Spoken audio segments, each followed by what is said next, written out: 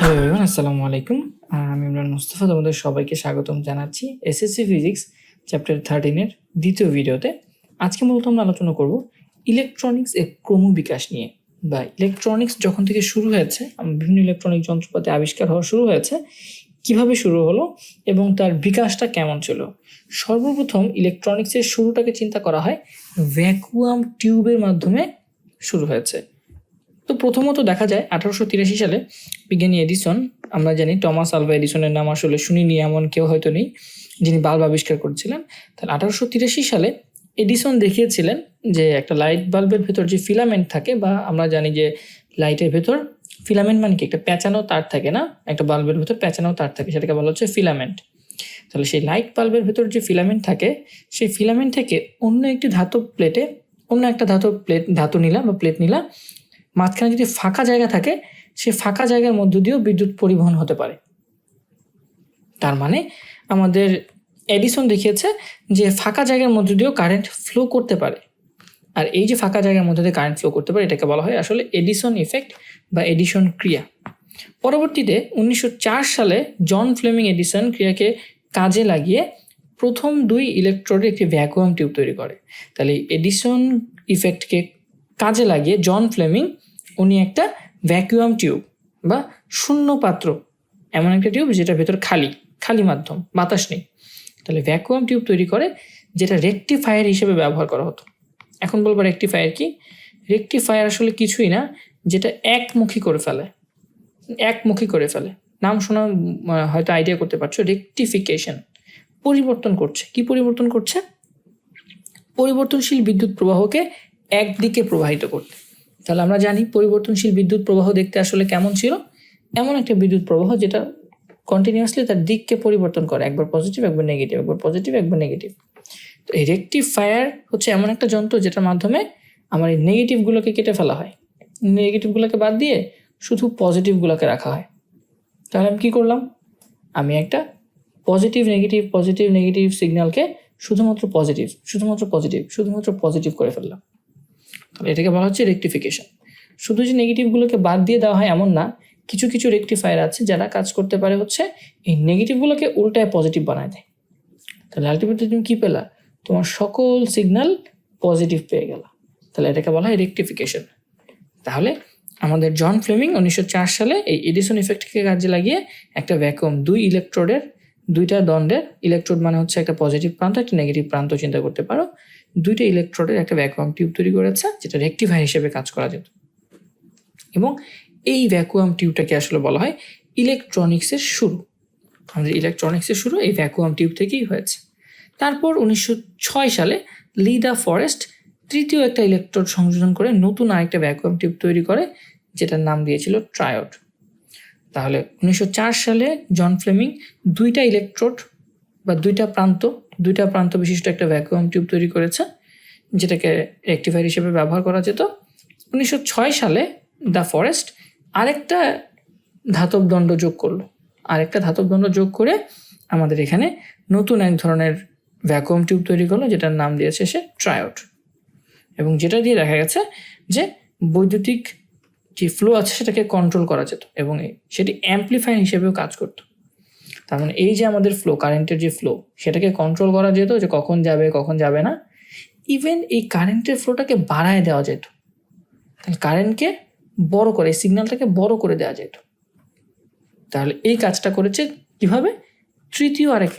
Third একটা electrode তিনি add করেছে এবং যেটার নাম দিয়েছে উনি ট্রায়োড। ঠিক আছে। এরপর নর্মালি এই ভ্যাকুয়াম টিউবগুলোর ব্যবহার, নর্মালি আমরা জানি যে টেলিগ্রাফ, যখন টেলিফোন প্রথম আবিষ্কার করা হয় বা সিগন্যাল এক জায়গা থেকে আরেক জায়গায় যোগাযোগ করার চেষ্টা করা হয় সিগন্যাল পাঠিয়ে, তখন মোর্স কোড ব্যবহার করা হতো। বাট পরে চিন্তা করা হলো যে না, আমরা কণ্ঠস্বর, সাউন্ড, আমরা কোড পাঠাবো না, আমরা ডিরেক্ট কথাকে আরেক জায়গায় পাঠাবো। তো সেই কথাকে যখন আদান প্রদান করার চেষ্টা করা হলো, তখন আলটিমেটলি আস্তে আস্তে এই ভ্যাকুয়াম টিউব নিয়ে আরও অনেক গবেষণা শুরু হলো।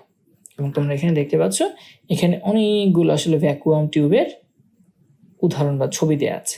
তো আস্তে আস্তে জিনিসগুলো আসলে অ্যাডভান্স হয়েছে। ঠিক আছে, প্রথমে এরকম বড় ছিল, আস্তে আস্তে এগুলোকে ছোট করে ফেলা হয়েছে, একটু উন্নয়ন করা হয়েছে যাতে সহজ হয়, ব্যাপারগুলো ইজিলি করা যায়। ট্রানজিস্টর। তো ট্রানজিস্টর হচ্ছে একটা যুগান্তকারী একটা আবিষ্কার, বা একটা বলতে পারো বিস্ময়কর একটা আবিষ্কার, এবং বলতে পারো এটা আমাদের জীবনকে পরিবর্তন করে দিয়েছে, বা ইলেকট্রনিক্সকে নতুনভাবে আমাদের ভাবিয়েছে। ঠিক আছে, একটা বিস্ময়কর একটা আবিষ্কার হচ্ছে আমাদের ট্রানজিস্টর আবিষ্কার। এবং এটা এতই বড় যুগান্তকারী আবিষ্কার যে এই ট্রানজিস্টর আবিষ্কারের জন্যে আমাদের ওয়াল্টার উইলিয়াম শকলিকে নোবেল পুরস্কার দেওয়া হয়েছে। তো এটা বুঝতেই পারতেছো যে ট্রানজিস্টর আবিষ্কারের কারণে নোবেল পুরস্কার দিয়ে দেওয়া হয়েছে, তার মানে এটা কতটা গুরুত্বপূর্ণ এবং কতটা যুগান্তকারী একটা আবিষ্কার ছিল।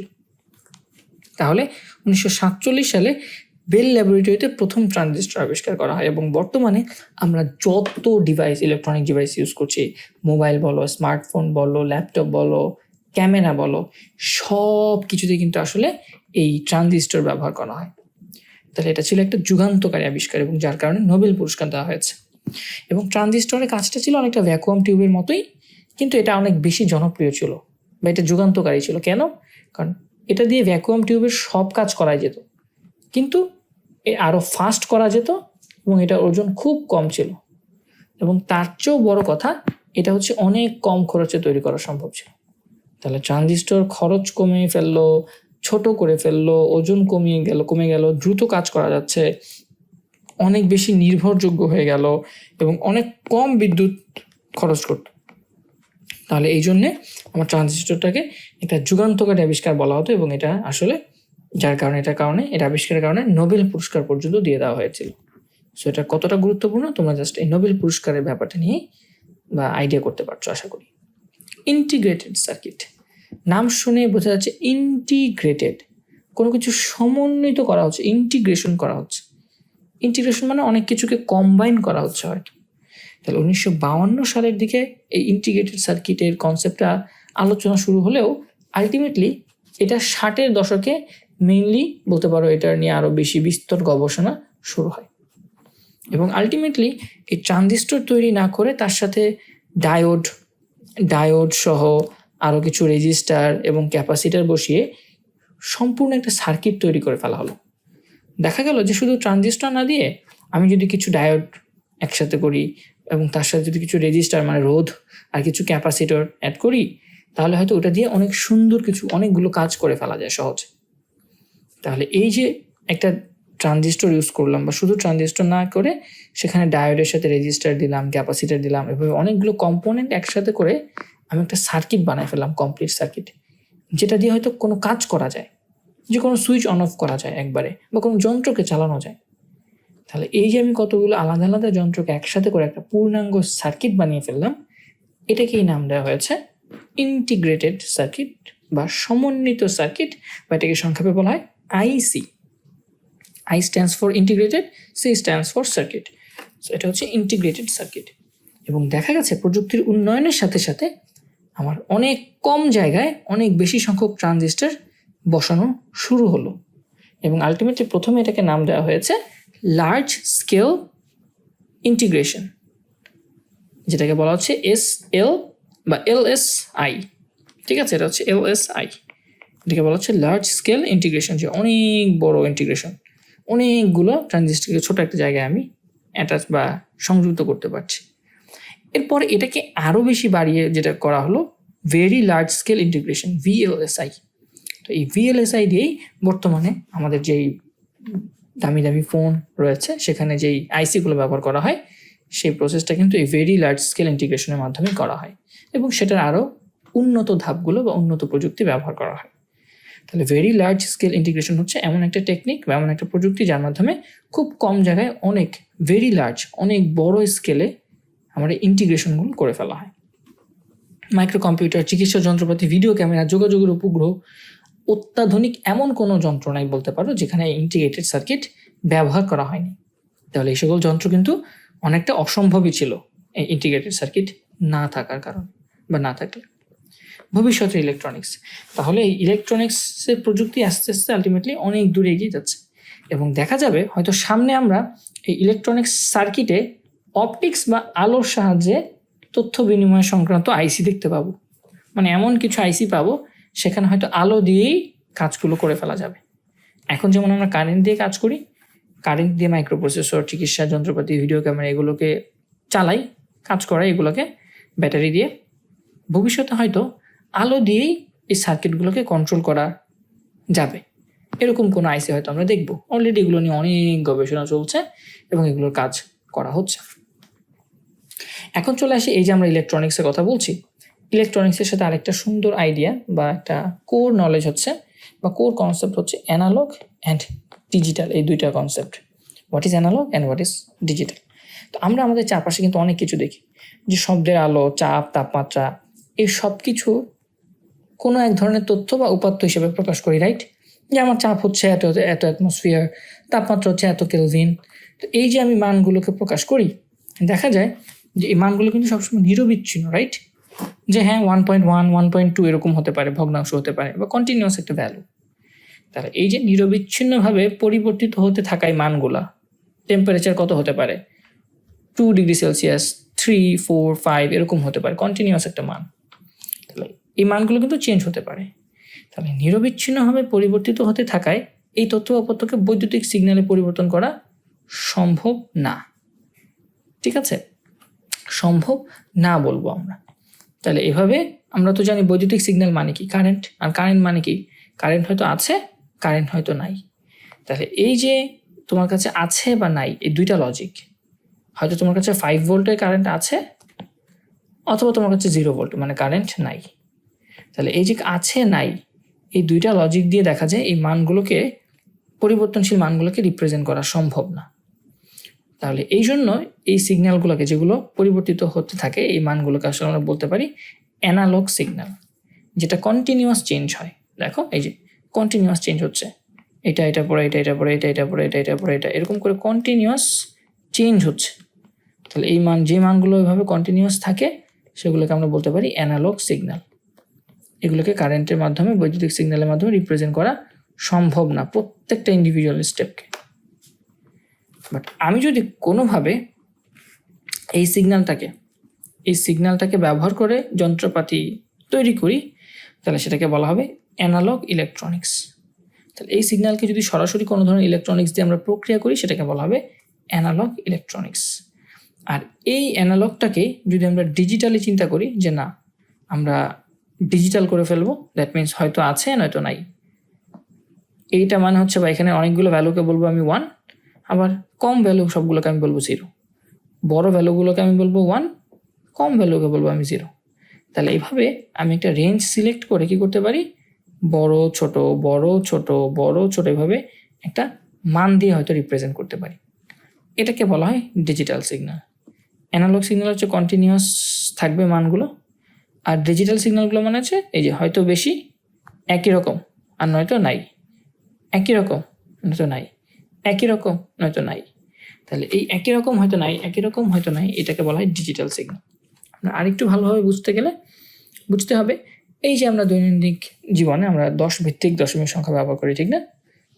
এবং যেমন 1, 2, 3, 4, 5, 6, 7 এগুলো কন্টিনিউয়াস একটা ভ্যালু। কিন্তু ইলেকট্রনিক্সে সংখ্যা প্রকাশ করার জন্য বাইনারি সংখ্যা ব্যবহার করা হয়। বাইনারি সংখ্যা বলতে 0 এবং 1। তোমরা হয়তো বাইনারি নামটা শুনেছ। বাইনারি নামটা এসেছে 0 এবং 1 এই দুইটা থেকে। আমরা যে দশমিক সংখ্যা ব্যবহার করি, এখানে কিন্তু অনেকগুলো ডিজিট, 1, 2, 3, 4, 5, 6, 7, 8, 9, 10 নাই, 9 পর্যন্ত, টোটাল 10টা ডিজিট। এই জন্য আমরা যে সংখ্যাকে বলা হয় ডেসিমাল সংখ্যা, 0 থেকে শুরু করে 9 পর্যন্ত, টোটাল 10টা ডিজিট। বাট বাইনারি একটা সংখ্যা পদ্ধতি আছে, যেখানে ডিজিট হচ্ছে মাত্র 2টা, আইদার 0 এবং 1। এবং ইলেকট্রনিক্স বা যন্ত্রপাতিতে এই বাইনারি সংখ্যাই ব্যবহার করা হয়। বাইনারি সংখ্যায় যেহেতু তাহলে 2টা অবস্থা, হয়তো 0 নয়তো 1 হতে পারে। এই জন্যে দেখা যায় আমরা 0কে হয়তো 0 ভোল্টেজ চিন্তা করতে পারি, এবং 1কে হয়তো আমরা 5 ভোল্টেজ বা ভোল্টেজ আছে এরকম চিন্তা করতে পারি। তাহলে কারেন্ট নাই মানে হচ্ছে 0 ভোল্টেজ, কারেন্ট আছে মানে সেখানে 1 ভোল্টেজ। তার মানে 0 এবং 1 ধরে আমাদের ইলেকট্রনিক্সকে প্রকাশ করা কিন্তু ইজিয়ার হয়ে যায়। কারেন্ট আছে, কারেন্ট নাই, সুইচ অন অথবা সুইচ অফ। তাহলে আমরা দেখা যায় ইলেকট্রনিক্সের বেশিরভাগ লজিকই 0 আর 1-এর মতো কাজ করে। তাহলে এই 0 এবং 1 দিয়ে নর্মালি আমাদের ইলেকট্রনিক্সের যাবতীয় যে অপারেশনগুলো আছে সেগুলো কিন্তু করতে পারি। তাহলে সিগন্যালের মানকে সংখ্যা বা ডিজিটে প্রকাশ করে ইলেকট্রনিক্সে করা হয় বলে এই ধরনের ইলেকট্রনিক্সকে বলা হয় ডিজিটাল ইলেকট্রনিক্স। তাহলে এইভাবে আমি যেই লজিকটা ব্যবহার করছি, কারেন্ট থাকা মানে 1, কারেন্ট না থাকা মানে 0, এই 1 এবং 0 ব্যবহার করে আমি যদি কোনো ইলেকট্রনিক্স বা যন্ত্রপাতি আবিষ্কার করি বা যন্ত্রপাতি নিয়ে কাজ করি, সেই ইলেকট্রনিক্সকে বলা হবে ডিজিটাল ইলেকট্রনিক্স। তাহলে অ্যানালগ সিগন্যাল নিয়ে কাজ করলে সেটাকে বলা হয় অ্যানালগ ইলেকট্রনিক্স, আর ডিজিটাল সিগন্যাল 0 অথবা 1 এটা নিয়ে কাজ করাকে আমরা বলছি ডিজিটাল ইলেকট্রনিক্স।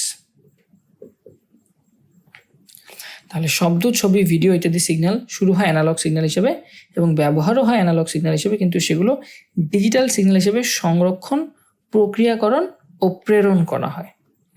তার মানে আমাদের বাস্তব জীবনে আমরা যা কিছু দেখি, ধরো একটা ছবি দেখি বা একটা ভিডিও দেখি, এই জিনিসগুলো কিন্তু অ্যানালগ সিগন্যাল। বাট সেই অ্যানালগ সিগন্যালটা যখন প্রসেস করা হয় বা পাঠানো হয় কোনো জায়গায় বা কোনো জায়গায় স্টোর করে রাখা হয়, সেটা তো ডিজিটালি স্টোর করে রাখতে হবে, ছবিটাকে মোবাইলে বা ভিডিওটাকে হয়তো আমাদের ডিভিডি প্লেয়ারে। যখন এভাবে সংরক্ষণ করব বা এটাকে আমি প্রসেস করব, যে এটার মধ্যে একটু ফিল্টার লাগাবো, হ্যাঁ, ছবিটাকে একটু উজ্জ্বল করব, তাহলে এই যে আমি প্রক্রিয়া করতেছি বা কোথাও দূরে পাঠিয়ে দিচ্ছি, ফেসবুকে কারো কোথাও তুমি ছবিটা পাঠিয়ে দিচ্ছ, তাহলে সংরক্ষণ, প্রক্রিয়াকরণ এবং প্রেরণ এই ব্যাপারগুলো কিন্তু হয়ে থাকে আসলে ডিজিটালি। তাহলে আমাদের প্র্যাকটিক্যালি ব্যবহার করার সময় এগুলো অ্যানালগই থাকে, বাট যখন এগুলোকে আমরা কোথাও স্টোর করব, প্রসেস করব বা সেন্ড করব, তখন সেটাকে ডিজিটালে কনভার্ট করে ফেলতে হয়। ঠিক আছে? আর অ্যানালগ সিগন্যালে কিন্তু একটা ডিমেরিটস হচ্ছে বা একটা খারাপ দিক হচ্ছে, নয়েজ প্রবেশ করে সিগন্যালের গুণগত মান নষ্ট করে দিতে পারে। নয়েজ মানে কি? নয়েজ মানে হচ্ছে অনাকাঙ্ক্ষিত যেই সিগন্যালগুলো থাকে সেটাকে নয়েজ বলা হয়। ধরো তোমার ওয়েভ, তুমি যেই কারেন্টটা নিয়ে কাজ করছো সেটা হচ্ছে এরকম, বাট এটার মধ্যে হয়তো এখানে একটা সমস্যা হয়ে গেছে, এখানে একটু চেঞ্জ হয়ে গেছে, কোনোভাবে এখানে একটু চেঞ্জ হয়ে গেছে, এখানে একটু চেঞ্জ হয়ে গেছে, এখানে একটু চেঞ্জ হয়ে গেছে, এখানে একটু চেঞ্জ হয়ে গেছে। তাহলে এইভাবে দেখা যায় অ্যানালগের সমস্যা হচ্ছে একটু চেঞ্জ হয়ে গেলে কিন্তু পুরো সিস্টেমটা বা পুরো সিগন্যালটা আমার চেঞ্জ হয়ে যেতে পারে বা গুণগত গুণটা নষ্ট হয়ে যেতে পারে। কিন্তু দেখা যায় যদি একবার ডিজিটালে কনভার্ট করে ফেলো, তখন সেখানে নয়েজ সহজে অনুপ্রবেশ করতে পারে না, কারণ সেখানে কি থাকে? আইদার 0 অথবা 1, আইদার কারেন্ট আছে অথবা কারেন্ট নাই, আছে নয়তো নাই, আছে নয়তো নাই। তো এইভাবে কি থাকে? হয়তো আছে নয়তো নাই। তো যদি এখানে কোনো কিছু চেঞ্জ হয় একটু, সেটাকে আমি নাই হিসেবে চিন্তা করে নিতে পারি। তাহলে এই ডিজিটাল করার ক্ষেত্রে দেখা যায় বা ডিজিটাল হওয়ার ফলে তোমার এই নয়েজগুলা বা সিগন্যালের মধ্যে একটু চেঞ্জ হলে সেটাকে ইজিলি কী করে ফেলা যায়? ঠিক করে ফেলা যায়। তাহলে অ্যানালগ সিগন্যালে চেঞ্জ হলে সেটাকে ধরা যাবে না যে হ্যাঁ এটা কি চেঞ্জ হয়েছে কিনা, বাট ডিজিটাল সিগন্যালে চেঞ্জ হলে বলা যাবে যে হ্যাঁ এটা 1 ছিল, 1.2 হয়ে গেছে, তার মানে এটাকে 1ই করে রাখতে হবে। বাট ডিজিটাল সিগন্যালে কোনো একটা ভ্যালুর মান ধরো 1.1 থেকে 1.2 হয়ে গেল, তাহলে তুমি কিন্তু সেটা ধরতে পারবে না যে এই মানটা এটা কি 1.1 নাকি 1.2। ঠিক আছে? তাহলে সেক্ষেত্রে যেটা বললাম, অ্যানালগের ক্ষেত্রে নয়েজটা ইজিলি নষ্ট করে দিতে পারে আমার সিগন্যালটাকে, বাট ডিজিটালের ক্ষেত্রে নয়েজটা আমার সিগন্যালটাকে নষ্ট করার যে প্রবণতা সেটা আসলে অনেকটা কম। এই জন্য আসলে ডিজিটাল সিগন্যাল ব্যবহার করা হয়ে থাকে। এবং এই ডিজিটাল সিগন্যালগুলো প্রক্রিয়া করার জন্য অনেক ধরনের আইসি আছে এবং আস্তে আস্তে আইসি অনেক শক্তিশালী হচ্ছে এবং দেখা যাচ্ছে অনেক কম জায়গায় অনেক বেশি সংখ্যক আইসি আমরা অ্যাড করতে পারছি, যার কারণে আমাদের এই আইসিগুলোর শক্তিশালিতা বা শক্তিটা আস্তে আস্তে বেড়ে যাচ্ছে এবং যার কারণে আমরা অনেক অনেক নতুন নতুন ডিভাইসের মধ্যে বা নতুন নতুন ডিভাইস আবিষ্কার করতে পারছি এবং সেই ডিভাইসগুলোর মধ্যে নতুন নতুন টেকনোলজি আমরা দিতে পারছি। সেমিকন্ডাক্টর, নর্মালি সেমিকন্ডাক্টর আসলে শুনো নাই হয়তো, এমন অনেক কম সংখ্যক স্টুডেন্ট তোমরা আছো। সেমিকন্ডাক্টরটা কি আসলে? কন্ডাক্টর তো সবাই বুঝে। কন্ডাক্টর হচ্ছে এমন এক ধরনের পদার্থ যারা কন্ডাক্ট করে, তড়িৎ পরিবহন করে। সেমিকন্ডাক্টর মানে হচ্ছে অর্ধেক পরিবহন করতে পারে, এরকম কিছু টাইপের। সেমি, সে ফুলও না আবার একদম নাও, সে হচ্ছে সেমি কন্ডাক্টর। যেমন ফাইনালের অর্ধেক হচ্ছে সেমি ফাইনাল, ঠিক সেমভাবে conductor semi conductor, that means মাঝে মাঝে সে হয়তো পরিবাহীর মতো আচরণ করে। এবং এই সেমিকন্ডাক্টরের মধ্যে সিলিকন হচ্ছে সবচেয়ে বহুল ব্যবহৃত সেমিকন্ডাক্টর একটা মৌল। তাহলে সিলিকন হচ্ছে এমন একটা মৌল যেই মৌলের সর্বশেষ কক্ষপথে 4টা ইলেকট্রন রয়েছে। কিন্তু যখন আমরা সিলিকনের একটা ক্রিস্টাল নেই, হ্যাঁ, ক্রিস্টাল নেই বলতে সিলিকনের একটা ধরো কাঠামো নিলাম বা সিলিকনের একটা টুকরা নিলাম। যখনই সিলিকনের ক্রিস্টাল নেওয়া হয় দেখা হয় যে সিলিকনের যখন তুমি একদম ভালোভাবে লক্ষ্য করো, একদম এটাকে তোমাদের যেই অনুবীক্ষণ যন্ত্র দিয়ে এটাকে বিশ্লেষণ করো, তখন দেখা যায় যে সিলিকন পরমাণুগুলো প্রত্যেকেই ভাবতেছে তার শেষ কক্ষপথে 8টা ইলেকট্রন আছে এবং প্রত্যেকে স্থিতিশীল। তাহলে শেষ কক্ষপথে যদি 4টা ইলেকট্রন থাকে তাহলে তো সে স্থিতিশীল হওয়ার কথা ছিল না, কারণ আমরা জানি স্থিতিশীল মানে কি, শেষ কক্ষপথে 8টা ইলেকট্রন হচ্ছে স্থিতিশীল। তাহলে সে তো 8টা হওয়ার কথা, সে কিভাবে স্থিতিশীল থাকে ক্রিস্টালে? তখন দেখা যায় যে আমার এই সিলিকনের মধ্যে বা সিলিকনের যে ক্রিস্টালটা আমি নিয়েছি টুকরাটা, প্রত্যেকটা সিলিকনের 4টা পরমাণু, ধরো এই সিলিকনের হচ্ছে এইটা এইটা এইটা আর হচ্ছে এটা, তাহলে একটা সিলিকনের 4টা পরমাণু দেখা যায় তার পাশে আরেকটা সিলিকনের এরকম 4টা পরমাণুর সাথে ইলেকট্রন শেয়ার করে নেয়। এইভাবে ইলেকট্রন শেয়ার করে সে আসলে দেখো প্রত্যেকটা পরমাণু প্রত্যেকটা সিলিকনের বহিস্থ স্তরে 8টা করে ইলেকট্রন রয়েছে। এইভাবে সে আসলে স্থিতিশীল থাকে। তাহলে সিলিকন একা স্থিতিশীল থাকতে পারবে না, কিন্তু সে যদি ভাবে অনেকগুলো সিলিকন পাশাপাশি থেকে একটা ক্রিস্টাল গঠন করে যার মাধ্যমে একে অন্যের পরমাণু শেয়ার করে প্রত্যেকের পরমাণুর বহিস্থ স্তরে 8টা করে ইলেকট্রন নিয়ে আসছে এবং নিয়ে এসে সে স্থিতিশীল হয়ে গেছে, এর কারণে দেখা যায় যে আমাদের মনে হবে যখন তুমি এই ক্রিস্টালটা নিবা তখন মনে হবে প্রত্যেকটা পরমাণু আসলে স্থিতিশীল। এবং দেখা যায় এটা কেন হয়, কারণ তারা ভাগাভাগি করে নেয় পাশাপাশি সিলিকন। এবং এই ভাগাভাগি করার কারণে দেখা যায় যে যখন তুমি এটাকে একটু তাপ দিবা, একটু তাপমাত্রা বাড়িয়ে দিবা, তখন দেখা যাবে তাদের মাঝখানে 1-2টা ইলেকট্রন মুক্ত হয়ে যায়। আর আমরা জানি যে পরিবাহক কোনো বস্তু কখন পরিবাহী হিসেবে কাজ করে, যখন তার মধ্যে মুক্ত ইলেকট্রন থাকে। তাহলে এই যে আমি তাপ দিলাম, তাপ দেওয়ার কারণে কিছু ইলেকট্রন মুক্ত হয়ে গেল এবং সেই মুক্ত ইলেকট্রনগুলোই আমার এই সিলিকনকে পরিবাহী হিসেবে আচরণ করতে সাহায্য করে বা তড়িৎ পরিবহনে সাহায্য করে। তাহলে এই ইলেকট্রনগুলোই আসলে সেমিকন্ডাক্টর বা সিলিকনটাকে পরিবাহীর মতো আচরণ করতে সাহায্য করবে বা পরিবাহী বানিয়ে দেবে, চিন্তা করতে পারো। কিন্তু দেখা যায় যে এটা তো খুব কম সংখ্যক ইলেকট্রন মুক্ত হয়, তাপমাত্রা বাড়ালে খুব কম সংখ্যক ইলেকট্রন মুক্ত হয়। তো আমি যদি কোনোভাবে একটা কাজ করি বা একটা টেকনিক করি, সেটা হচ্ছে কেমন, এরকম যদি করি কোনোভাবে যদি আমি এই সিলিকনের ক্রিস্টালের মধ্যে ফসফরাসকে মিশিয়ে দিই। এখন ফসফরাস কি তোমরা জানো, ফসফরাস হচ্ছে এমন একটা মৌল যে মৌলের শেষ কক্ষপথে 5টা ইলেকট্রন রয়েছে। তাহলে আমি কি করলাম, সিলিকনের শেষ কক্ষপথে বা সিলিকনের সাথে কিছু ফসফরাস মিশিয়ে দিলাম। এখন কি হবে, এখন খেয়াল করলে দেখবা যে এরকম সিলিকন তাহলে ফসফরাসের সাথে ইলেকট্রন শেয়ার করে নিবে, বন্ধন গঠন করবে। কিন্তু সিলিকনের যেহেতু 5টা ইলেকট্রন, তাহলে সে 4টা সিলিকনের সাথে বন্ধন গঠন করতে পারবে। ফসফরাসের 5টা ইলেকট্রন, সে 4টা সিলিকনের সাথে বন্ধন গঠন করতে পারবে, কিন্তু 5 নম্বর ইলেকট্রনটা তো রয়ে যাবে একা। তাহলে ফসফরাসের চারপাশে হচ্ছে 5টা ইলেকট্রন, কিন্তু সে শুধুমাত্র সিলিকনের 4টা সিলিকনের সাথেই বন্ধন গঠন করতে পারবে। ফসফরাসের 1টা 2টা 3টা 4টা 5টা ইলেকট্রন, সে এই সালফারের একটার সাথে বন্ধন গঠন করবে, আরেকটা সালফারের সাথে আরেকটা সালফারের সাথে আরেকটা সালফারের সাথে। তাহলে চতুর্দিকে এই 4টা সালফারের সাথে সে বন্ধন গঠন করে তার অষ্টক পূরণ করবে।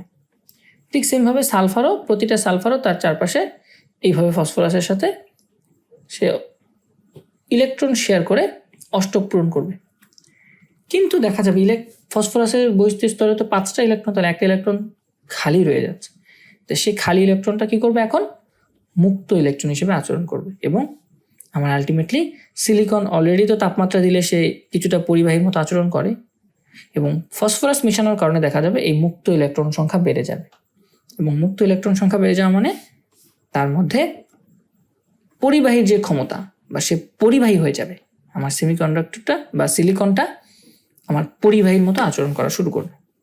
এবং যখনই আমি ফসফরাস মেশাবো, সেমিকন্ডাক্টরটা অনেকটাই পরিবাহী হয়ে যাবে, কারণ তখন চার্জ বহনের জন্য অনেকগুলো মুক্ত ইলেকট্রন থাকবে। আর ফসফরাসের মতো শেষ কক্ষপথে 5ম ইলেকট্রন সহ পরমাণু যোগ করে সেমিকন্ডাক্টরকে মোটামুটি পরিবাহক তৈরি করে ফেলা এই সেমিকন্ডাক্টরটাকে বলা হয় এন টাইপ সেমিকন্ডাক্টর। তাহলে এরকম শুধু ফসফরাসই না, এমন সেই সকল পরমাণু মৌল যাদের শেষ কক্ষপথে 5টা ইলেকট্রন রয়েছে, তাদেরকে যদি আমি সিলিকনের সাথে অ্যাড করি, তাহলে আমার কি হবে, এই মুক্ত ইলেকট্রন একটা করে মুক্ত ইলেকট্রন পাওয়া যাবে। আর ইলেকট্রনের চার্জ হচ্ছে নেগেটিভ। এই কারণে বলা হয় ফসফরাসের মতো পঞ্চযোজী কোনো মৌলকে যদি আমি অ্যাড করি, তাহলে সেক্ষেত্রে আমার এই সিলিকন যে টুকরাটা রয়েছে বা ক্রিস্টালটা রয়েছে, সেটা পরিবাহী হয়ে যাবে, পরিবাহকের মতো কাজ করবে। আর সেক্ষেত্রে এই পরিবাহটা বা এই সেমিকন্ডাক্টরকে বলা হবে এন টাইপ সেমিকন্ডাক্টর। কেন এন টাইপ? কারণ এখানে ইলেকট্রন এক্সট্রা থাকতেছে। আরেকটা কাজ করা যায়, যে আমি 5 যোজি না দিই, আমি যদি 3 যোজি কোনো পরমাণু দিই, যেমন ধরো বোরন দিয়ে দিই, সিলিকনের সাথে ফসফরাস না অ্যাড করে আমি যদি বোরন অ্যাড করি, তাহলে কি হবে? তাহলে বোরন অ্যাড করলে দেখা যাবে যে আলটিমেটলি আমার পরমাণু কক্ষপথে একটা জায়গা ইলেকট্রনের জন্য ফাঁকা রয়ে যাবে। কারণ বোরন তো তার পাশে একটা ইলেকট্রন, 2টা ইলেকট্রন, 3টা ইলেকট্রন রয়েছে এবং তার চারপাশে সিলিকন রয়েছে। তাহলে সে সিলিকনের সাথে এইভাবে বন্ধন গঠন করবে। কিন্তু বোরনের একটা খালি জায়গা থেকে যাবে। তাহলে এগুলো হচ্ছে ইলেকট্রন, বাট বোরন তো 3 যোজি, মানে তার শেষ কক্ষপথে 3টা ইলেকট্রন। ঠিক আছে, তাহলে সেক্ষেত্রে এই আরেকটা সিলিকন আসবে ইলেকট্রন নিয়ে, কিন্তু সে তো বন্ধন গঠন করার জন্য, শেয়ার করার জন্য কোনো জায়গা খালি পাবে না। সে দেখবে এখানে খালি, এখানে ইলেকট্রন না। ইলেকট্রন থাকলে তার সাথে সে বন্ধন গঠন করতো, সমযোজী বন্ধন গঠন করতো, কিন্তু এখানে কোনো ইলেকট্রন নাই, সে দেখতে সেখানে খালি।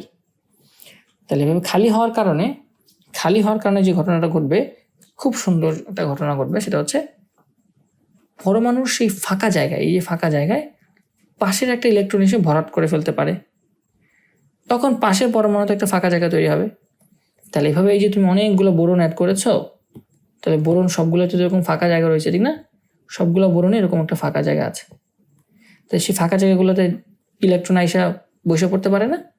পাশে যদি কোনো ইলেকট্রন থাকে, সেই ইলেকট্রন কিন্তু ইজিলি সেই ফাঁকা জায়গায় চলে আসতে পারে, ঠিক না? একটা ইলেকট্রন আসলো, সেই ইলেকট্রন কিন্তু ইজিলি ফাঁকা জায়গায় চলে আসবে। তাহলে ইলেকট্রনটা যেহেতু এই ফাঁকা জায়গায় আসছে, তখন ইলেকট্রন যেখান থেকে আসবে সেখানে একটা ফাঁকা জায়গা তৈরি হবে। আবার এই ইলেকট্রনটা আবার ধরো এই ফাঁকা জায়গায় চলে আসলো, তখন এখানে আবার একটা ফাঁকা জায়গা তৈরি হবে। এই ইলেকট্রনটা ধরো আবার এই ফাঁকা জায়গায় আসলো, তখন এখানে আবার একটা ফাঁকা জায়গা তৈরি হবে। তাহলে এইভাবে কি হবে, একটা ইলেকট্রন যখন এই ফাঁকা জায়গায় আসবে, তখন সেখানে আবার ফাঁকা জায়গা তৈরি হবে। এই ইলেকট্রনটা যখন আবার সামনের ফাঁকা জায়গায় চলে যাবে, তখন এই ইলেকট্রনের জায়গায় একটা ফাঁকা জায়গা তৈরি হচ্ছে। তাহলে এইভাবে সেই ফাঁকা জায়গাটা আবার পাশের পরমাণুর একটা ইলেকট্রন এসে ভরাট করে ফেলতে পারে, তখন সেখানে একটা ফাঁকা জায়গা তৈরি হবে। অন্যভাবে বলা যায়, আমাদের কাছে মনে হবে একটা ইলেকট্রনের অভাবযুক্ত একটা ফাঁকা জায়গা বুঝি পরমাণু থেকে পরমাণুতে ঘুরে বেড়াচ্ছে।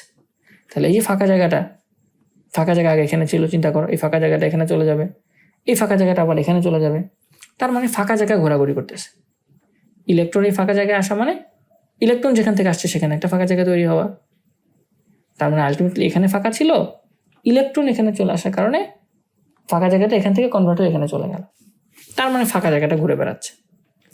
আর এই ফাঁকা জায়গাটাকে আমরা চিন্তা করতে পারি একটা চার্জ হিসেবে, ঠিক আছে, যেটা হচ্ছে পজিটিভ বা ইলেকট্রনের অপোজিট চার্জ, যেটাকে নাম দেওয়া হচ্ছে হোল বা গর্তর মতো। হ্যাঁ, তাহলে ইলেকট্রনের এই অভাব একটা ফাঁকা জায়গা, যেটাকে আমরা একটা চার্জ হিসেবে চিন্তা করতে পারি, যেটা চার্জ হচ্ছে পজিটিভ, সেটাকে বলা হয় হোল। তাহলে এইভাবে এই 3 পরমাণু যুক্ত বা 3 ইলেকট্রন যুক্ত পরমাণুকে যখন আমি সিলিকনের সাথে অ্যাড করব, তখন সেটাকে বলা হবে পি টাইপ সেমিকন্ডাক্টর। তখন সেটার নাম দেওয়া হবে পি টাইপ। কেন পি টাইপ? কারণ তার মধ্যে পজিটিভ হোল আছে, তার মধ্যে ফাঁকা জায়গা আছে, এই জন্য এটাকে বলা হয় পি টাইপ সেমিকন্ডাক্টর। ঠিক আছে, তাহলে 2 ধরনের, একটা হচ্ছে 5 যোজনী বিশিষ্ট আমার যে মৌল, সেগুলো অ্যাড করলে পাওয়া যাবে এন টাইপ। কেন? কারণ তখন ইলেকট্রন এক্সট্রা থাকে। আর 3 যোজনী বিশিষ্ট পরমাণু অ্যাড করলে আমি পাবো হচ্ছে পি টাইপ সেমিকন্ডাক্টর, অর্ধপরিবাহী, যেখানে আমার একটা হোল থাকবে বা ফাঁকা জায়গা থাকবে বা পজিটিভ চার্জ থাকবে। ইলেকট্রন মানে হচ্ছে নেগেটিভ চার্জ, আর হোল মানে হচ্ছে পজিটিভ চার্জ বা ফাঁকা জায়গা। ঠিক আছে। এবং 5 যদি পরমাণু কারা কারা, যেমন ফসফরাস। 3 যদি পরমাণু কারা কারা, যেমন বোরন। এখন আমরা যদি ডায়োডের ব্যাপারটা চলে আসি, ডায়োড কি জিনিস। তাহলে এই যে একটা পি টাইপ অর্ধপরিবাহী আর একটা এন টাইপ অর্ধপরিবাহী, এই দুইটা সেমিকন্ডাক্টরকে যখন আমি এভাবে অ্যাড করে দিব পাশাপাশি, এটাকে বলা হবে একটা ডায়োড। এবং একটা নাম দেওয়া হবে পিএন ডায়োড, বলতে পারো এটার নাম হচ্ছে পিএন ডায়োড। এবং এটাকে এমনভাবে যুক্ত করব যাতে ব্যাটারির পজিটিভ অংশটা যুক্ত হয় এন এর সাথে, নেগেটিভ অংশটা যুক্ত হয় পি এর সাথে। তাহলে আমি এখানে একটা ব্যাটারি অ্যাড করলাম, ব্যাটারির পজিটিভ প্রান্তটা দিলাম এন টাইপের বস্তুর সাথে, ব্যাটারির নেগেটিভ প্রান্তটা দিলাম আমি পি টাইপ বস্তুর সাথে। তাহলে কি ঘটনা ঘটবে সেটা আমি দেখি। তাহলে এটা পজিটিভ মানে আসলে এই পুরো তারটা পজিটিভ, এটা নেগেটিভ প্রান্ত মানে এই পুরো তারটা হচ্ছে নেগেটিভ। এখন একটু খেয়াল করে দেখো, যেহেতু আমার এন টাইপের মধ্যে অনেকগুলো নেগেটিভ চার্জ বা ইলেকট্রন রয়েছে, মুক্ত ইলেকট্রন, আর পি টাইপের মধ্যে অনেকগুলো হোল ফাঁকা জায়গা রয়েছে, হলুদগুলো হচ্ছে ফাঁকা জায়গা। তাহলে এই পজিটিভ চার্জ ব্যাটারির পজিটিভ প্রান্ত এই নেগেটিভ ইলেকট্রনগুলোকে টেনে নিয়ে যাবে না, আর ব্যাটারির ঋণাত্মক প্রান্ত এই হোলগুলোকে টেনে নিয়ে যাবে না। তাহলে সেক্ষেত্রে দেখো এই যে ইলেকট্রনগুলোকে টেনে নিয়ে গেল পজিটিভ, আর হোলগুলোকে টেনে নিয়ে গেল নেগেটিভ। তাহলে এই এন ধরনের বা এই সেমি কন্ডাক্টরে ইলেকট্রন থাকে, ব্যাটারির সেল এর পজিটিভ প্রান্ত খুব দ্রুত ইলেকট্রনগুলোকে নিজের কাছে টেনে নেবে, ব্যাটারির পজিটিভ সেল ইলেকট্রনগুলোকে নিজের দিকে টেনে নিয়ে আছে। কাজে এন টাইপ সেমি কন্ডাক্টর বিদ্যুৎ প্রবাহের জন্য কোনো ইলেকট্রন থাকবে না। তাহলে এখানে আমার ভিতরে এই যে এন আর পি এর মাঝখানে কারেন্ট ফ্লোর জন্য কিন্তু কোনো ইলেকট্রন থাকবে না। তাহলে আলটিমেটলি পুরো বস্তুটা হয়ে যাবে বিদ্যুৎ অপরিবাহী। তার মানে এখানে কোনো কারেন্টের ফ্লো আমি পাবো না। দেখো ইলেকট্রন চলে গেছে ওই পাশে, হোলগুলো চলে আসছে এখানে। তাহলে এখানে হোলও নাই, ইলেকট্রনও নাই, এবং এখানে কোনো ফ্লোও নাই। তাহলে এইভাবে চিন্তা করতে পারো, পজিটিভ টাইপ এন এর সাথে যুক্ত করা হচ্ছে, নেগেটিভের সাথে যুক্ত করা হচ্ছে, negative type positive type P এর সাথে যুক্ত করা হচ্ছে। তাহলে এখানে কোনো ইলেকট্রনের ফ্লো পাবো না বা কারেন্টের ফ্লো পাবো না। তাহলে এটা অপরিবাহী হয়ে যাবে, তার মানে এখানে কোনো ফ্লো পাবো না। বাট এমন যদি হয়, এখানে কথাটা বলা আছে, বাট এমন যদি হয়, আমি এখন ব্যাটারি উল্টাভাবে লাগাই দিই। ব্যাটারির নেগেটিভ প্রান্ত নেগেটিভের সাথে এন টাইপের সাথে, পজিটিভ প্রান্ত পি টাইপের সাথে। এখন একটু ঘটনাটা খেয়াল করে দেখো কি হয়। খুব সুন্দর একটা ঘটনা ঘটবে। এখন আমরা দেখেছ কিভাবে ঘটনাটা ঘটেছে। আমি আবার একটু যদি তোমাদের দেখাই, যে এই নেগেটিভ চিন্তা করতে পারো, ইলেকট্রন এই নেগেটিভকে বিকর্ষণ করবে, যার কারণে এই ইলেকট্রনগুলো এই পাশে চলে আসবে। এই পজিটিভ প্রান্ত এই হোলগুলোকে বিকর্ষণ করবে, যার কারণে এই হোলগুলো ডানে চলে আসবে। তাহলে এই নেগেটিভ প্রান্ত ইলেকট্রনকে বিকর্ষণ করে এ পাশে পাঠিয়ে দিচ্ছে ইলেকট্রনকে, আর এই পজিটিভ প্রান্ত এই হোলগুলোকে বিকর্ষণ করে এই পাশে পাঠিয়ে দিচ্ছে। যার কারণে খেয়াল করে দেখো, এই আমার আলটিমেটলি ইলেকট্রনগুলো বামে চলে আসছে। তার মাঝখানে তাহলে এখানে একটা কারেন্টের ফ্লো পাইছি না আমি, ইলেকট্রনগুলো এই বাম থেকে ডানে আসছে, তার মানে এখানে একটা ফ্লো পাওয়া গেছে। এবং এই ফ্লোটা কন্টিনিউ করবে। কীভাবে কন্টিনিউ করবে দেখো, এই যে এবার এই ইলেকট্রনগুলো কী করবে, যেহেতু এটা ব্যাটারি পজিটিভ প্রান্ত, এই ইলেকট্রনগুলো আস্তে আস্তে আমার খেয়াল করে দেখো এই যে একটা একটা করে পজিটিভের দিকে চলে আসবে। তাহলে এভাবে কন্টিনিউয়াসলি এরকম চলতেই থাকবে চলতেই থাকবে চলতেই থাকবে। তাহলে এটা যদি আমি একটু আবার বুঝিয়ে ফেলি, ঘটনাটা কি ঘটছিল, কিছুই না। আমি এবার এন টাইপের সাথে এন টাইপ যুক্ত করছি, আর পি টাইপের সাথে পজিটিভ টার্মিনাল যুক্ত করছি, যার কারণে ব্যাটারি নেগেটিভ প্রান্ত ইলেকট্রনগুলোকে বিকর্ষণ করে এপাশে পাঠিয়ে দিবে, ব্যাটারি পজিটিভ প্রান্ত হোলগুলোকে বিকর্ষণ করে ডান দিকে পাঠিয়ে দিবে। তাহলে আমরা আলটিমেটলি এই যে ভেতরের দিকে আমি একটা ফ্লো পেয়েছি, ইলেকট্রনের ফ্লো পেয়েছি, আর ইলেকট্রনের ফ্লো মানে কারেন্ট। এবং এটা কন্টিনিউ করবে কিভাবে, এই যে ইলেকট্রনগুলো সেখানে জমা হয়েছে দেখতে পাচ্ছ ইলেকট্রনগুলো, এই ইলেকট্রনগুলো ব্যাটারির পজিটিভের আকর্ষণে এই ভেতর দিয়ে চলে এসে এখানে চলে আসবে, এবং এটা কন্টিনিউয়াসলি আবার এদিকে গিয়ে বারবার বারবার আসা যাওয়া করতেই থাকবে করতেই থাকবে করতেই থাকবে। তাহলে এভাবে আমি একটা ইলেকট্রনের ফ্লো পাচ্ছি। এবং এটা কেন পেয়েছি বা কিভাবে পেয়েছি কিছুই না, জাস্ট পি টাইপ এবং এন টাইপ, এই দুইটা অর্ধপরিবাহীকে একত্রে সংযুক্ত করে ব্যাটারির কানেকশন দিই। নেগেটিভ টার্মিনাল নেগেটিভের সাথে এন টাইপের সাথে, পজিটিভ টার্মিনাল পি টাইপের সাথে। আর যদি নেগেটিভ টার্মিনালটা আমি পি টাইপের সাথে দিতাম, পজিটিভ টার্মিনালটা আমি এন টাইপের সাথে দিতাম, তাহলে সেক্ষেত্রে কোনো বিদ্যুতের ফ্লো হতো না। কেন হতো না?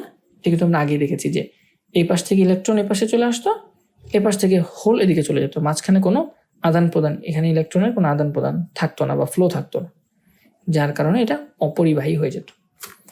তাহলে এইভাবে কিন্তু আমরা চাইলে এই যে ইলেকট্রনগুলো দেখতে পাবো আস্তে আস্তে আমার বাম থেকে এই ব্যাটারির ভেতর দিয়ে গিয়ে আবার এখানে চলে আসবে, এবং এভাবে কন্টিনিউয়াসলি এই প্রসেসটা চলতেই থাকবে। এটা তুমি নিজের ভাষায় নিজের মতো করেও বলে দিতে পারবা। তাহলে এইভাবে আমি কি করতে পারি, কখনো কখনো কারেন্টের ফ্লো পেতে পারি এবং কখনো কখনো কারেন্টের ফ্লো বন্ধ করে দিতে পারি। ঠিক আছে? আর এই পি এবং এন, এই দুই ধরনের সেমিকন্ডাক্টরের তৈরি জাংশনটাকে বলা হয় ডায়োড। এবং ডায়োড হচ্ছে এমন একটা ইলেকট্রনিক ডিভাইস যেখানে আসলে ব্যাটারির এক ধরনের সংযোগে আমরা দেখতে পাচ্ছিলাম যে কোনো কারেন্ট পাওয়া যাচ্ছিল না, এখানে কোনো ইলেকট্রনের ফ্লো পাওয়া যাচ্ছিল না। আমরা জানি ইলেকট্রনের ফ্লো মানেই হচ্ছে কারেন্ট। তাহলে এক ধরনের কানেকশনে এখানে কোনো ইলেকট্রনের ফ্লো পাওয়া যাচ্ছিল না, যার মানে কোনো কারেন্ট পাওয়া যাচ্ছিল না। আর আমি জাস্ট ব্যাটারিটাকে উল্টিয়ে দিলাম, আর সাথে সাথে এখানে কি হলো, একটা কারেন্টের ফ্লো পাওয়া গেল। তাহলে ডায়োড হচ্ছে একটা ইলেকট্রনিক ডিভাইস, যেটা দিয়ে আমি চাইলে কখনো কখনো কারেন্ট বন্ধ করে দিতে পারি, আবার কখনো চাইলে আমরা কারেন্টের ফ্লো তৈরি করতে পারি। এখন আমাদের এই ডায়োড, এটার আরেকটা বাস্তবিক উদাহরণ হচ্ছে এলইডি লাইট। আমরা কিন্তু আমাদের যে মোবাইল বলো বা ল্যাপটপ বলো বা টিভি বলো, এখানে কিন্তু আমরা এলইডি টিভি ইউজ করি, রাইট? আমাদের মোবাইলের যে স্ক্রিনটা আছে সেখানে কিন্তু অনেকগুলো এলইডি বাতি আছে, বা আমরা নর্মালি এখন যে বাতিগুলো দেখি এগুলো কিন্তু এলইডি বাতি বলা হয়। তো এলইডি মানে কি? এলইডি মানে হচ্ছে লাইট এমিটিং ডায়োড। তাহলে এখানেও কিন্তু আসলে এই ডায়োড কথাটা উল্লেখ আছে। তাহলে ডায়োড মানে হচ্ছে দুইটা অর্ধ পরিবাহীকে আমরা সংযুক্ত করব এবং সংযুক্ত করে সেখানে কোনো একটা কানেকশন দিব। ঠিক আছে? আর এই কানেকশন দিয়ে আমরা একটা ডায়োড তৈরি করব। তাহলে লাইট এমিটিং ডায়োডে কি হয়, এমন একটা ডায়োড যেখানে আসলে লাইট বা আলো পাওয়া যায়। ঠিক আছে? এবং আরও একটা মজার ব্যাপার হচ্ছে ডায়োডের, আরও একটা মজার ইমপ্লিমেন্টেশন হচ্ছে যে তুমি চাইলে এই এসি কারেন্ট থেকে ডিসি কারেন্ট তৈরি করতে ফেলতে পারো। আমি কিন্তু এটা আগে উদাহরণ দিয়েছি, আমরা বলেছি যে তোমার কাছে যদি একটা ইনপুট কারেন্ট থাকে, দেখতে পাচ্ছ, যেটা আসলে মানটা একবার বাড়ছে একবার কমছে, একবার পজিটিভ একবার নেগেটিভ, একবার পজিটিভ একবার নেগেটিভ, উপরের দিকে পজিটিভ এবং নিচের দিকে নেগেটিভ। এবং এটাকে তুমি যদি একটা ডায়োডের মধ্যে দিয়ে পাস করাও এবং এই পাশে সিগন্যালটা রিসিভ করো, তাহলে এটা হচ্ছে তোমার ইনপুট। এবং তুমি যদি ওই পাশে আউটপুটটা নিয়ে খেয়াল করো যে আউটপুট কি পাওয়া যাচ্ছে, তুমি খেয়াল করে দেখবা শুধুমাত্র এই যে এই পজিটিভ সিগন্যালগুলোকে পাওয়া যাচ্ছে, এই যে নেগেটিভ সিগন্যালগুলো ছিল এই নেগেটিভ সিগন্যালগুলো আউট হয়ে যাচ্ছে।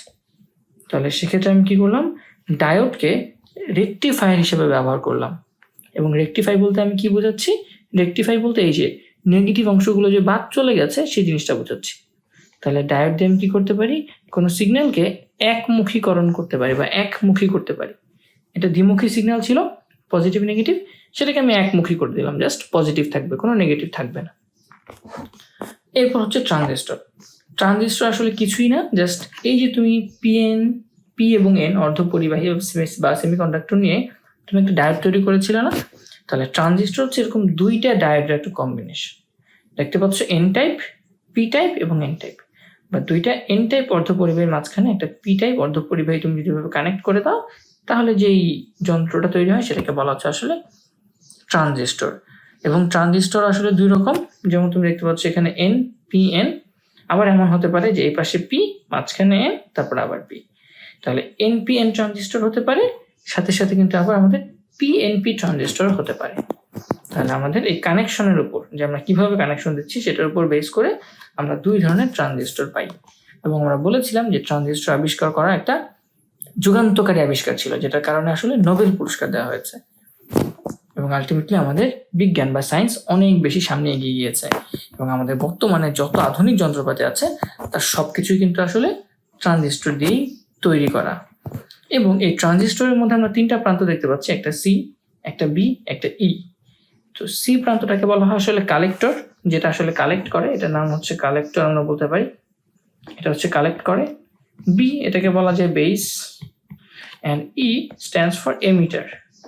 এমিটার তাহলে কালেক্টর হচ্ছে কারেন্ট কালেক্ট করবে, বেস হচ্ছে বলতে পারো মাঝখানে একটা কোনো কম্বিনেশন বা মাঝখানে একটা লাইন, ই হচ্ছে এমিটার মানে এখান দিয়ে নিঃসরণ হবে। তাহলে কোনো কিছু চার্জ এখান দিয়ে কালেক্ট করা হবে এবং এখান দিয়ে বের করে দেওয়া হবে। এবং বেস হচ্ছে আমরা চিন্তা করতে পারি একটা কলের মতো, আমরা একটা ট্যাপের মতো চিন্তা করতে পারি বেসকে। বেস হচ্ছে আমার পানির ট্যাপের মতো। আমরা জানি পানির ট্যাপ খুললে পানির প্রবাহ শুরু হয়, আবার ট্যাপ বন্ধ করে দিলে কিন্তু, আবার ট্যাপটা যদি বন্ধ করে দেওয়া হয় তাহলে কিন্তু পানির প্রবাহ বন্ধ হয়ে যায়। তো পিএনপি ট্রানজিস্টরেও আলটিমেটলি যে দিক থেকে কারেন্ট এখানে ঢুকছে সেটাকে আমরা কালেক্টর বলছি, যে দিক দিয়ে কারেন্ট বের হয়ে যাবে সেটাকে আমরা এমিটার বলছি।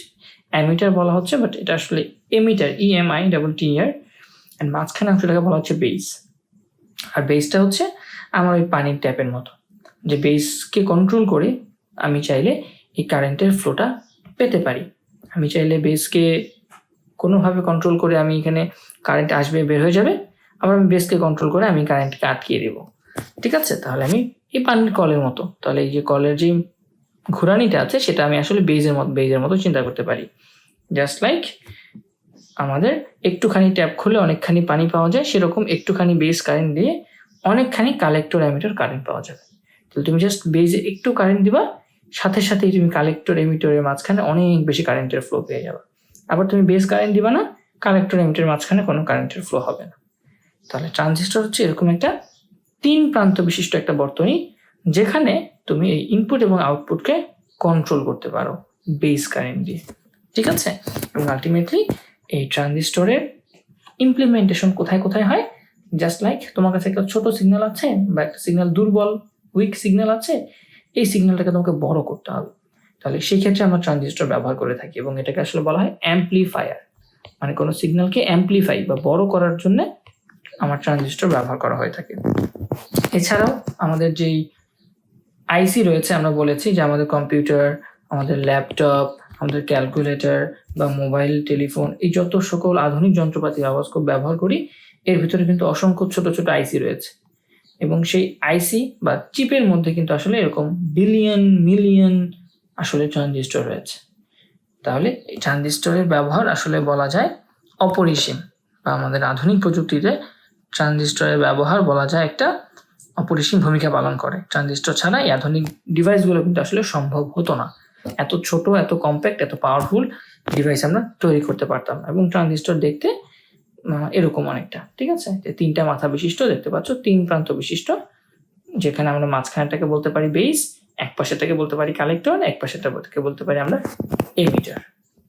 এরপর হচ্ছে আমরা সামনের ভিডিওতে ইনশাল্লাহ আমাদের যে তথ্য প্রযুক্তি সংক্রান্ত যে সকল আমরা ইনস্ট্রুমেন্ট ব্যবহার করি সেগুলো সম্পর্কে বিস্তারিত জানবো। পরবর্তী ভিডিও দেখার আমন্ত্রণ জানিয়ে আজকের মতো বিদায় নিচ্ছি। সবাই ভালো থাকবে, দেখা হবে পরবর্তী ভিডিওতে। আসসালামু আলাইকুম।